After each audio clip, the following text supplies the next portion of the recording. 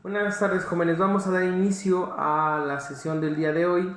Vamos a analizar visita domiciliaria, una de las facultades de comprobación del artículo 42, diría yo que hasta el momento una de las más importantes, debido a que se utiliza toda la información del contribuyente para poder determinar si ya se ha cumplido debidamente con las obligaciones o no. Decíamos entonces que la visita domiciliaria encuentra su fundamento en el artículo 42, fracción tercera, que establece practicar visitas a los contribuyentes, los responsables solidarios o terceros con ellos y revisar su contabilidad, bienes y mercancías. Aquí hablamos entonces que pueden iniciar la visita con el contribuyente, con un responsable solidario, con un tercero, ¿sale? Eso cuando esté perfectamente establecido. Y ya sea que van a revisar la contabilidad, ya vimos previamente que es la contabilidad, y las mercancías. ¿Qué quiere decir? Que pueden revisar cómo se encuentra la mercancía, si tienen los inventarios, si cumplen con la reglamentación en materia de comercio internacional. Todo esto enfocado a determinar si cumplieron con las contribuciones debidas, ¿sale? Ahora, ¿cómo inicia o qué características tiene la visita domiciliaria? Bueno, el primer fundamento que vamos a analizar va a ser el artículo 43, que nos va a decir que a la hora de visita, además de los vistos a que se refiere el artículo 38, que ya los vimos, de este código se deberá indicar, y nos dice la fracción primera, los lugares de la visita, es decir, debe de establecer el domicilio fiscal en el supuesto de que hablemos de la contabilidad, porque ahí la contabilidad tiene que encontrarse en el domicilio del contribuyente.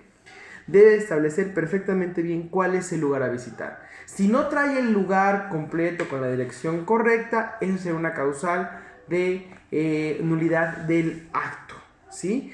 Siguiente vemos el nombre de la persona o personas que deben efectuar la visita, las cuales podrán ser sustituidas, aumentadas o reducidas en su número en cualquier tiempo por autoridad competente. Entonces, ¿qué quiere decir esto? Bueno, para iniciar esta visita debe de llegar personas facultadas para esta situación. No puede llegar cualquier persona. Y en este momento la propia ley le autoriza a a la autoridad que establezca todos y cada una de las personas que tendrían facultades para hacer este tipo. Va a poder sutanito, perenganito, bla, bla, bla. Y a esto también debe de sumarse que las personas que están en ese momento deben de comprobar su personalidad. Es decir, deben tener un documento con el cual se identifican para que con esto pueda iniciar estas facultades, ¿sale? Puede llegar indistintamente una persona, dos o tres o cuatro. Va a haber una lista bastante grande de lo que pasa en la realidad. Y esta lista puede ir variando de acuerdo a las necesidades. A lo mejor en un momento va a llegar una persona y a la siguiente lista va a llegar otra, ¿sale? Y por último, el nombre del visitado. Es decir, debemos de incluir la persona a quien se le está visitando. Es decir, el nombre del contribuyente si es persona física. Y si es persona moral, debe tener la razón social o denominación. Y él debe estar dirigida al representante legal. Como el representante legal muchas veces cambia o pueden ser personas diversas, bueno, eso se le va a omitir y únicamente va a establecer la parte de la, ¿cómo se puede llamarle? La parte del representante legal nada más así en términos generales, ¿sale? Porque incluso se le puede denominar de otra manera, ¿sale? ¿Qué características debe de tener esta visita domiciliaria? Bueno, el acto de visita, el documento con el que debe iniciar, debe de cumplir el artículo 38 y el artículo 43. Y también debe de dejarse, si no se encuentra la persona, se tendrá que dejar citatorio para que el representante legal o la persona a quien se le está solicitando al día siguiente, inmediato, se encuentre en el domicilio para llevar a cabo la visita. En el supuesto de que al día siguiente no se encuentre la persona a quien se le requirió, no hay ningún problema, se iniciará con quien se encuentre en ese momento, ¿sale? Se le va a entregar, primero que nada, el documento del acta de notificación y el acta de notificación, que es donde ellos van a establecer el acta circunstanciada donde están notificando, y el acta de visita, ¿sale? El acto administrativo que va a contener el acta de visita. Y como ya vimos en el artículo 38, decir, bueno, establecer a qué voy a hacer. El objeto va a encontrar qué voy a revisar, es decir, qué periodo voy a revisar, qué año y qué impuesto incluso, ¿sale? Estamos hablando de que puede revisar cualquier tipo de impuesto. Estamos hablando de impuesto a la renta, impuesto al valor agregado y el impuesto especial sobre productos y servicios, que son los más importantes que se van a estar revisando dentro de estas facultades, y con eso le otorgará la autoridad para requerir información. Una vez que se le entregue, en ese mismo momento se iniciará la primer acta parcial o acta de inicio, que también la conocemos de esa manera, y en esta acta de inicio deberá solicitar la presencia del representante legal o del contribuyente y de 2 testigos, que quien deberá señalarlos será el contribuyente. En el supuesto de que el contribuyente se niegue a llevarlos o a declararlos a los testigos, bueno, la autoridad podrá poner a quien mejor considere. Puede ser cualquier persona, obviamente que cumpla con los requisitos de capacidad de ejercicio para que pueda llevar a cabo. ¿Para qué sirven los testigos? Bueno, los testigos tienen que estar durante la tramitación de esta diligencia para que con sus sentidos verifiquen que se llevaron a cabo de mejor y de buena manera las facultades. Evidentemente, las personas que llegan a estar en este supuesto pues carecen de o no tienen que conocer esta situación, sino pues se utilizan a las personas que se estén ahí con el afán de darle cierta vamos a decirlo, formalidad a este tipo de diligencias. Recordemos que quienes están haciendo este tipo de situaciones es una autoridad administrativa, y que, como bien sabemos, las autoridades administrativas carecen de fe pública. Obviamente lo que ellos dicen, salvo prueba en contrario, será estimado como falso, pero si no cumple con ciertas características que establecen tanto el Código Fiscal como los criterios de la Corte, bueno, eso dará pie a que se desestime dicha visita, ¿sale? Entonces, una vez que ya tenemos a los testigos, se iniciará con la primera acta parcial. En esa primera acta parcial se le requerirá la información que tenga que ver con la empresa, y en esta situación se va a requerir de inicio, como ya habíamos visto, la contabilidad, ¿sale? La contabilidad, de acuerdo al artículo 28 del Código Fiscal de la Federación, donde establece que contiene la contabilidad. Entonces, todo ese tipo de información se la que tendrán que otorgar. Ahora, ¿en qué tiempos debe de otorgar la contabilidad? El artículo 53 establece, en el caso de que con motivo de sus facultades de comprobación las autoridades fiscales soliciten datos, informes o documentos del contribuyente responsable solidario o tercero, se estará a lo siguiente. Se tendrán los siguientes plazos para su presentación. Inciso A. Los libros y registros que formen parte de su contabilidad solicitados en el curso de una visita deberán presentarse de inmediato, así como los diagramas y el diseño del sistema de registro electrónico en su caso. Entonces, tiene que ver con la contabilidad o con el sistema de registro que tiene que ver con las personas que se dedican a la venta de productos de primera necesidad, como por ejemplo, digamos, un Oxxo, esos tienen sistema de registro, o una gasolinera incluso. Esas personas en ese momento tienen que entregar la contabilidad. ¿Por qué? Les reitero que como se está llevando a cabo dicha visita en un domicilio fiscal, bueno, eso nos da a entender que tienen que guardar la contabilidad en los términos establecidos por la ley, que es un mínimo de 5 años conservar la contabilidad. Entonces quiere decir que a partir de ese momento se debe de dar inmediato. ¿Qué pasa en la realidad? Muchas veces por la cantidad de información que es y por el tiempo que también viene demasiado establecido, bueno, en ese sentido se le otorgan 6 días para que presenten la información, y en los 6 días siguientes o 10, dependiendo de la situación, la autoridad podrá acudir al domicilio y requerir la información, ¿sale? El inciso B nos dice 6 días contados a partir del día siguiente aquel en que surte efecto de notificación de la solicitud respectiva, cuando los documentos sean de los que deba tener en su poder el contribuyente y se le suelten durante el desarrollo de una visita. Fuera de todos de la contabilidad, todos aquellos que debes de tener. Por ejemplo, un contrato. Los contratos no forman parte de la contabilidad, ¿sale? Entonces, por lo tanto, si yo te requiero un documento de esta índole y lo estoy requiriendo de manera adecuada, aparte, ojo, que todos los requerimientos no pueden hacerse a viva voz. Tienen que hacerse por escrito. Entonces, si en algún punto llega a solicitar una información de ese tipo, tiene que tener un documento firmado y con todos los requisitos que ya vimos del artículo 38, requiriendo dicha información, ¿sale? Esto quiere decir que para evitar problemas, si esos documentos no los traen, no se los tendrían que otorgar. Y para estos documentos que no forman parte de la contabilidad, se le otorgarán 6 días.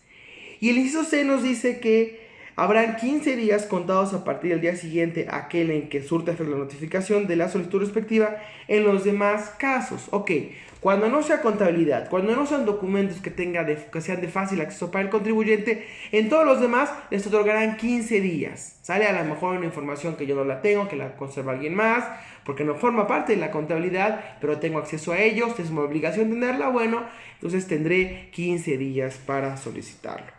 Los plazos a que se refiere este inciso se podrán ampliar por las autoridades fiscales por 10 días más cuando se trate de informes cuyo contenido sea de difícil proporcionar o de difícil obtención. Quiere decir que podremos solicitar un plazo de 10 días si esta información se nos está complicando conseguirla. Y también podemos solicitarla cuando tenga que ver con la contabilidad. Muchas veces la autoridad, en el afán de otorgarte cierto criterio, cierta validación de tu información, te otorga un número de días extras, que serán los 10 días, para que presentes la información adecuada. Es decir, de 6 días que originalmente serían 16 días que de una u otra manera le otorgarían un beneficio al contribuyente para que recabe toda la información, ¿sale? Una vez que ya requiere la información, la autoridad podrá visitar al contribuyente las veces que sean necesarias. Pero a todas estas visitas, si hay algún tipo de requerimiento, sabemos que debe ser por escrito. Si a lo mejor va a recoger información o a lo mejor va a analizar otra información que dejó para analizar otro momento, tiene que haber una acta circunstanciada o una acta parcial. Estas actas parciales deben de estar perfectamente bien descritas. Deben de contar también con los 2 testigos que previamente hemos visto que pueden diferenciarse de los 2 testigos. Muchas veces no podemos tener. Lo ideal sería que fueran los mismos 2 testigos, pero si llegan a variar no tendría ninguna situación que afectara a la visita. Estos 2 testigos tendrán que estar en toda la visita y tendrán que firmarla. Todas y cada una de las hojas junto con el contribuyente y la persona que está haciendo la visita, que le vamos a llamar visitador. Y esto quiere decir que cuantas visitas hagan, esta visita dura 12 meses, ¿vale? No quiere decir que en estos 12 meses la persona tenga que estar ahí metida. No, puede llegar en diferentes momentos a requerir diversa información o hacer otras situaciones propias de la visita domiciliaria. Y cada visita y cada vez que cada diligencia que haga tendrá que ser circunstanciada en un acta parcial. Entonces puede haber una primera acta parcial, una segunda acta parcial, tercera, cuarta, quinta, las que sean necesarias. A todas estas podrá haber actas complementarias. Es decir, que si hay algún error dentro de la visita, dentro de las actas parciales, puede hacer una corrección la autoridad. Puede haber hasta 3 actas complementarias. Entonces puede haber una primera acta complementaria de la segunda acta parcial, una primera acta complementaria de la quinta acta parcial, una tercera acta complementaria de la primera acta parcial. Quiere decir que pueden enmendar sus errores hasta por 3 ocasiones. Una vez que se concluye todo esto y se ha llegado a los 12 meses o antes de los 12 meses, la autoridad tiene que hacer cálculos, se emitirá una acta final parcial. Y esta última acta parcial, que también se llama última acta parcial, esta última acta parcial debe de contener las anotaciones de lo que la autoridad a su consideración está incorrecto de los contribuyentes. Le puedes decir, ¿sabes qué? Te equivocaste en este punto, te equivocaste acá. Hasta este momento no va a determinar ninguna contribución, sino simplemente le dirá cuáles son los errores que está encontrando dentro de la contabilidad. y en esta última acta parcial se le notificará al contribuyente y se le darán 20 días para que conteste lo que su derecho de interés convenga. Y de igual manera, como vimos en los videos pasados, pueden haber 3 cosas que hacer. Podemos corregir la situación, es decir, aceptar lo que nos está haciendo la autoridad. ¿Qué ventajas tendría aceptar lo que nos está haciendo la autoridad? Bueno, disminución en las multas, ¿sale? Que nos llegue a imponer la autoridad. Segundo, podemos presentar más documentos o desacreditar lo que está haciendo la autoridad presentando más documentos, sin llegar a presentar argumentos lógicos jurídicos, porque será para la parte de medios de impugnación, sino simplemente dirá, bueno, te presento más pruebas para que quedes realmente certera de lo que yo te estoy diciendo es real. Y el tercer supuesto es no hacer absolutamente nada y esperar a que concluya el término, y después de la conclusión del término venir el acta final. Hasta aquí, en estos 20 días se le puede otorgar a la autoridad o al contribuyente, se le otorga un beneficio de un acuerdo conclusivo. ¿Qué es un acuerdo conclusivo? Es solicitar la intervención de la Procuraduría del contribuyente, de la PRODECON, para que evalúe la información y llegue a un convenio, a una mediación entre la autoridad y el contribuyente. Entonces aquí va a decir, oye, fíjate que el SAT, que esto está tomando, fíjate PRODECON que está tomando el SAT, no es mala onda, tómalo en cuenta. Te va a decir, oye, mira PRODECON, oye SAT, ven acá, ¿qué estás haciendo? Oye, mira, dice el contribuyente que esto, y va a intentar mediar, ¿sale? Para esta situación, el plazo de los 12 meses, si solicitamos un acuerdo conclusivo, se va a suspender, al igual que el plazo de los 20 días. Se suspenden ambas situaciones, ¿sale? Es muy importante que tomen ustedes en cuenta esa parte. Una vez que no se llega a ningún acuerdo, se llega a algún acuerdo, a un acuerdo conclusivo, bueno, en ese momento se firma y se llega o se deberá a cumplir como lo establecieron en dicho acuerdo. Si no llega a ningún acuerdo, continúa el plazo sin necesidad de que la autoridad diga que ya terminaron los 20 días. Una vez que pasen eso, la autoridad tendrá que presentar o emitir el acta final de la visita, ¿sale? Entonces decimos que desde la notificación del acta de visita hasta el acta final deben de versar 12 meses. Y dentro de esos 12 meses deben estar los 20 días que le otorgan al contribuyente. Son días hábiles, son meses naturales, ¿sale? Entonces, una vez que concluyen, antes de los 12 meses, la autoridad emitirá un acto donde dirá, ¿sabes qué? A partir de este momento está terminada la visita y listo, ¿sale? No va a haber determinación de nada, va a describir todo lo que pasó, eso sí, va a decir desde el acta de inicio, cómo se hizo, la notificación del acta de visita, las actas parciales, todas las que ya han habido, las complementarias, lo que pasó dentro del periodo de la última acta parcial de los 20 días y concluirá. A partir de ese momento, una vez emitido y notificado, la autoridad tendrá 6 meses para notificar el crédito fiscal. Es decir, ahora sí ya va a decir, bueno, mira, de lo que yo encontré, de las anomalías que te encontré y del incumplimiento de las obligaciones, tú tendrás que determinar y pagar esta cantidad. Y va a pagar lo que se llama un crédito fiscal. ¿Cómo se compone el crédito fiscal? El crédito fiscal se compone por la contribución omitida, seguido de multas, que son multas de fondo y multas de forma. Las multas de fondo son aquellas multas que van a estar determinadas de acuerdo a la contribución omitida, es decir, y así lo establece la ley, puede ir desde un 55 hasta un 75% de la contribución omitida por multa de fondo, es decir, por no haber cumplido el pago.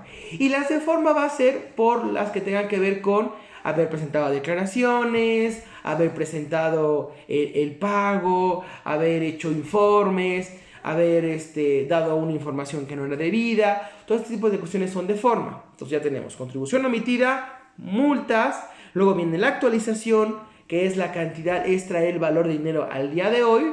Es decir, la contribución, como ya vimos, se debe haber causado en el 2017. Ok, ¿cuánto equivale al día de hoy la contribución? Pues actualicémosla.